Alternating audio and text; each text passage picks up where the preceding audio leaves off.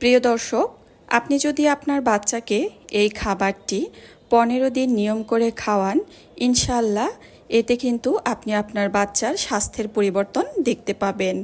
আসসালামু আলাইকুম প্রিয় দর্শক, বাচ্চাদের খাবার রেসিপির আজকের আয়োজনে রয়েছে 6 মাস থেকে 4 বছরের বাচ্চাদের জন্য খুবই পুষ্টিকর, মজাদার এবং স্বাস্থ্যকর একটি খাবার রেসিপি।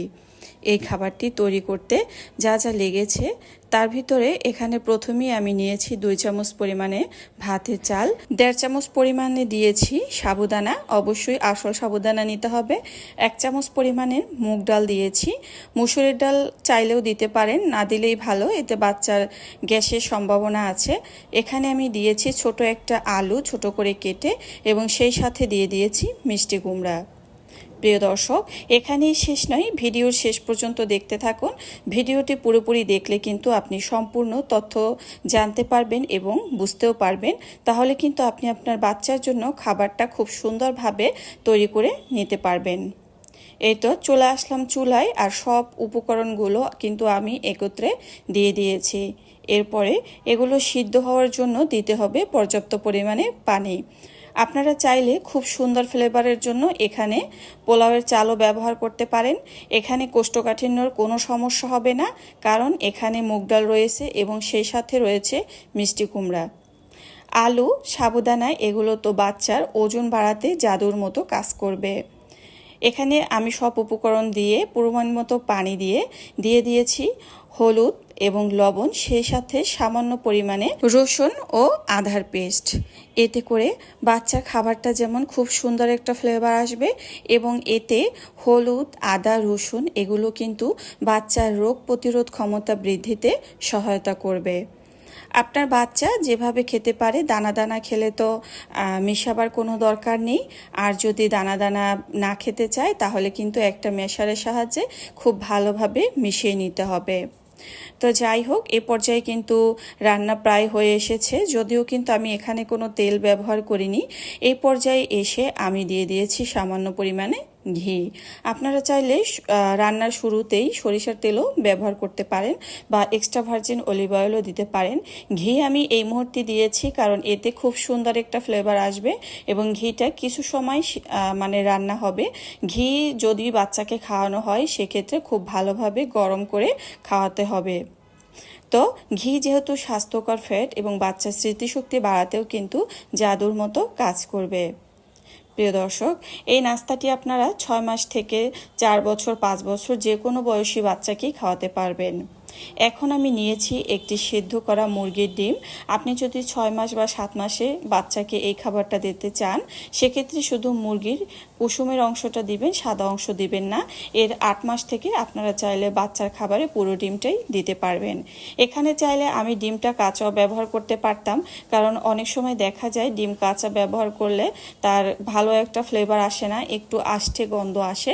তো যার কারণে আমি ডিম আলাদাভাবে সিদ্ধ করে একটা গ্রেটের সাহায্যে গ্রেট করে দিচ্ছি।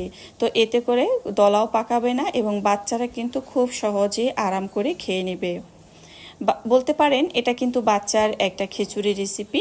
তবে এই রেসিপিটা আপনারা বাচ্চাকে সকালে, দুপুরে, রাতে যে কোনো বেলাতেই দিতে পারেন এবং এই খাবারটা যদি আপনি নিয়ম করে বাচ্চাকে খাওয়ান, ইনশাআল্লাহ এতে কিন্তু আপনার বাচ্চার স্বাস্থ্যেরও পরিবর্তন হবে।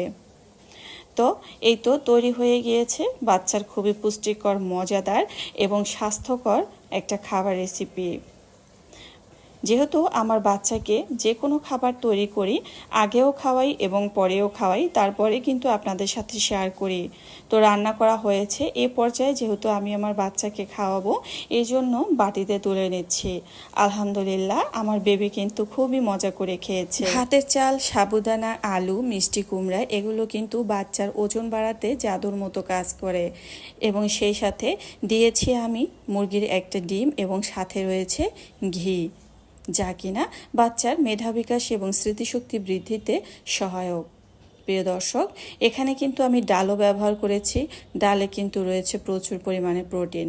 মাংস দিলেই যে বাচ্চা শুধু প্রোটিনের চাহিদা পূরণ করতে হবে তা কিন্তু নয়। আপনি এখানে ডিম বা যে কোনো প্রোটিন জাতীয় সবজি দিয়েও কিন্তু বাচ্চাকে খাইয়ে তার প্রোটিনের চাহিদা পূরণ করতে পারেন। দেখতে পাচ্ছেন খাবারটা কতটা লোভনীয় হয়েছে, আর যে কোনো বাচ্চারা খুব সহজেই কিন্তু মজা করে খেয়ে নেবে। আপনার বাচ্চা যদি দানা খাবার খেতে না পারে সেক্ষেত্রে খাবারটা শুধু মিশিয়ে দিতে হবে। আমি আশা করছি আমার আজকের ভিডিওর মাধ্যমে বেবির মায়েরা কিছুটা হলেও উপকৃত হবেন। অন্যান্য বাচ্চাদের তুলনায় আপনার বাচ্চা কি একেবারেই দুর্বল, সে কি শরীরে শক্তি পাচ্ছে না, তাহলে এই খাবারটা এখনই চটপট বানিয়ে খাওয়ান। দেখবেন কয়েকদিনের ভিতরেই ইনশাল্লাহ তার শরীরে দ্রুত শক্তি বাড়বে, তার পাশাপাশি ওজন বৃদ্ধি হবে এবং প্রোটিনের চাহিদা পূরণ হয়ে কোষ্ঠকাঠিন্যর সমস্যা চলে যাবে। আসসালামু আলাইকুম প্রিয় দর্শক, বাচ্চাদের এমন খাবার খাওয়ানো দরকার যে খাবার বাচ্চাদের শরীরে দ্রুত শক্তি যোগায় এবং তার পাশাপাশি ওজন বাড়াতে সাহায্য করে, বাচ্চার মেধা বিকাশে সাহায্য করে। এই খাবারটা তৈরি করার জন্য এখানে আমি নিয়েছি আলু। এখানে আপনারা কাঁচা আলু ব্যবহার করতে পারেন, চাইলে সিদ্ধ আলুটাও ব্যবহার করে নিতে পারেন। সিদ্ধ আলু দিয়ে রান্না করলে রান্নাটা খুব দ্রুত হয়ে যাবে, আর কাঁচা আলু দিয়েও রান্নাটা করে নিতে পারেন। তো যাই হোক, এখানে সিদ্ধ আলু নিয়েছি এবং গ্রেটারের সাহায্যে গ্রেট করে নিয়েছি যেন খুব সহজেই রান্নাটা হয়ে যায় আর বাচ্চার মুখে যেন না আটকায়।